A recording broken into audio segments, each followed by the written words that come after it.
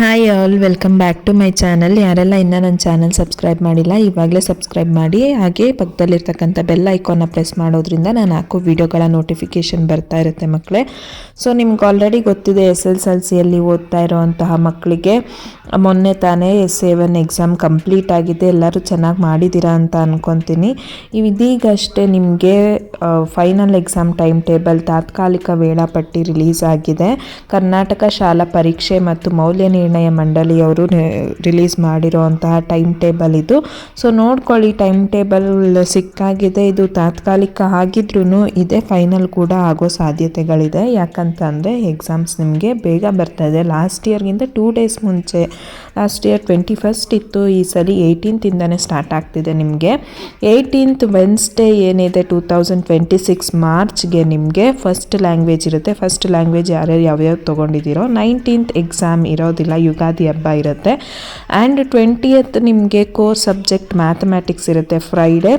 21st ಮತ್ತು 22nd, 21st Ramzan, 22nd Sunday ಇರುತ್ತೆ. Next 23rd Monday ನಿಮಗೆ ಸೈನ್ಸ್ ಇರುತ್ತೆ. ನೆಕ್ಸ್ಟು 24th ರಜಾ ಇರುತ್ತೆ. 25th ನಿಮಗೆ ಸೆಕೆಂಡ್ ಲ್ಯಾಂಗ್ವೇಜ್ ಇಂಗ್ಲೀಷ್ ಅಥವಾ ಯಾವುದಾದ್ರೂ ಇರುತ್ತೆ. 27th ಹಾಲಿಡೇ ಇರುತ್ತೆ. 28th ನಿಮಗೆ ಸೋಷಲ್ ಇರುತ್ತೆ.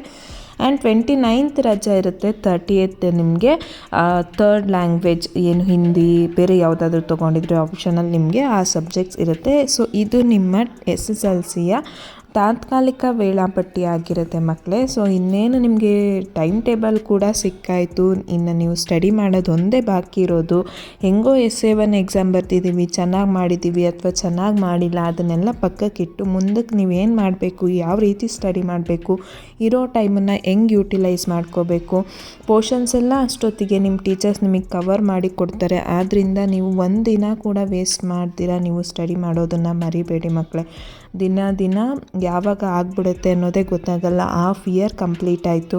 ಸೊ ಆದ್ದರಿಂದ ಒಂದು ದಿನಾನೂ ವೇಸ್ಟ್ ಮಾಡ್ತೀರಾ. ನಿಮ್ಮ ಪ್ರಯತ್ನನ ನೀವು ಪಡ್ತಾನೆ ಇರಬೇಕು. ನೀವು ಒಳ್ಳೆ ಸ್ಕೋರ್ ಮಾಡಿದ್ರೆ ನಿಮಗೆ ಒಳ್ಳೆ ಕಾಲೇಜಲ್ಲಿ ಅಡ್ಮಿಷನ್ ಸಿಗುತ್ತೆ. ಒಳ್ಳೆ ಸಬ್ಜೆಕ್ಟ್ ನೀವು ಆಯ್ಕೆ ಮಾಡ್ಬೋದು. ಒಳ್ಳೆ ಕೋರ್ಸ್ನ ನೀವು ಸ್ಟಡಿ ಮಾಡ್ಬೋದು. ಸೊ ಇಲ್ಲಿ ನೋಡಿ, ಇಂಗ್ಲೀಷ್ ವರ್ಷನ್ ಇದೆ, ಇದನ್ನು ಕೂಡ ನೀವು ಬೇಕಿದ್ದರೆ ರೆಫರ್ ಮಾಡ್ಕೋಬೋದು. ಸೊ ಎಕ್ಸಾಮಿನೇಷನ್ ಟೈಮ್ ಟೇಬಲ್ ಕೊಟ್ಟಾಗಿದೆ. ಇನ್ನು ಯೋಚನೆ ಮಾಡ್ತೀರಾ, ನೀವು ಸ್ಟಡಿ ಮಾಡೋದು ಅಷ್ಟೇ ನಿಮ್ಮ ಗುರಿ ಆಗಿರುತ್ತೆ.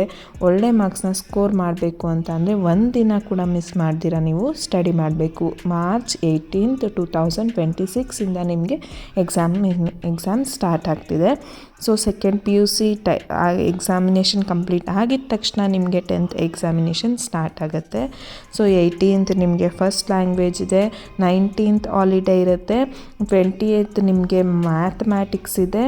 21st ಹಾಲಿಡೇ ಇರುತ್ತೆ. 22nd ಹಾಲಿಡೇ ಇರುತ್ತೆ. 23rd ನಿಮಗೆ ಸೈನ್ಸ್ ಇರುತ್ತೆ. ಸೊ ನೋಡಿ, ನಿಮಗೆ ಮಧ್ಯೆ ಗ್ಯಾಪ್ ಇದೆ ಓದ್ಕೊಳ್ಳೋಕ್ಕೆ ಅಂತ. ಆದ್ದರಿಂದ ನಿಮಗೇನು ಟೆನ್ಷನ್ ಇಲ್ಲ. ಎಕ್ಸಾಮ್ ಬರೆದು ಬಂದು ನೀವು ಆರಾಮಾಗಿ ಓದ್ಕೋಬೋದು. 24th ಟ್ಯೂಸ್ಡೇ ರಜೆ ಇರುತ್ತೆ. 25th ಸೆಕೆಂಡ್ ಲ್ಯಾಂಗ್ವೇಜ್ ಇಂಗ್ಲೀಷ್ ಇರುತ್ತೆ. ಅದಾದ ನಂತರ 26th ಕೂಡ ನಿಮಗೆ ರಜೆ ಇರುತ್ತೆ. ಈ ರೀತಿ ಒಂದು ಎಕ್ಸಾಮ್ ಆದ ನಂತರ ಮತ್ತೊಂದು ಎಕ್ಸಾಮ್ಗೆ ನಿಮಗೆ ಗ್ಯಾಪ್ ಇದೆ. ಕೋರ್ ಸಬ್ಜೆಕ್ಟ್ಗೆ ಆಲ್ಮೋಸ್ಟ್ 2 days ಸಿಗುತ್ತೆ. ಮ್ಯಾಥ್ಸಿಗೆ ಅನ್ಫಾರ್ಚುನೇಟ್ಲಿ 1 day ಕೊಟ್ಟಿದ್ದಾರೆ. ಸೊ ನೋಡೋಣ ಈ ಟೈಮ್ ಟೇಬಲ್.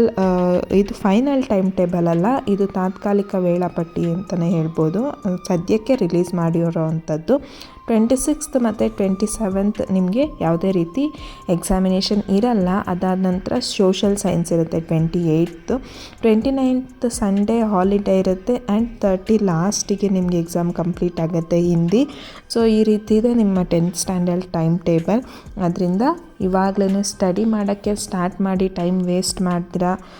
ಸೊ ಏನಾದರೂ ನಿಮಗೆ ಸ್ಟಡಿ ಮೆಟೀರಿಯಲ್ಸ್ ಬೇಕು ಅಂತ ಅಂದರೆ ನನ್ನ ಚಾನಲ್ನ ನೀವು ನೋಡ್ತಾ ಇರ್ಬೋದು, ರೆಫರ್ ಮಾಡ್ತಾ ಇರ್ಬೋದು, ಕಮೆಂಟ್ಸ್ ಮಾಡ್ತಾ ಇರ್ಬೋದು. ನಿಮಗೆ ಕ್ವಶನ್ ಪೇಪರ್ ಸಾಲ್ವ್ ಮಾಡಿರೋದು ಎಲ್ಲದ್ರದ್ದು ಅಪ್ಡೇಟ್ ಸಿಗ್ತಾ ಇರುತ್ತೆ. And thank you for watching.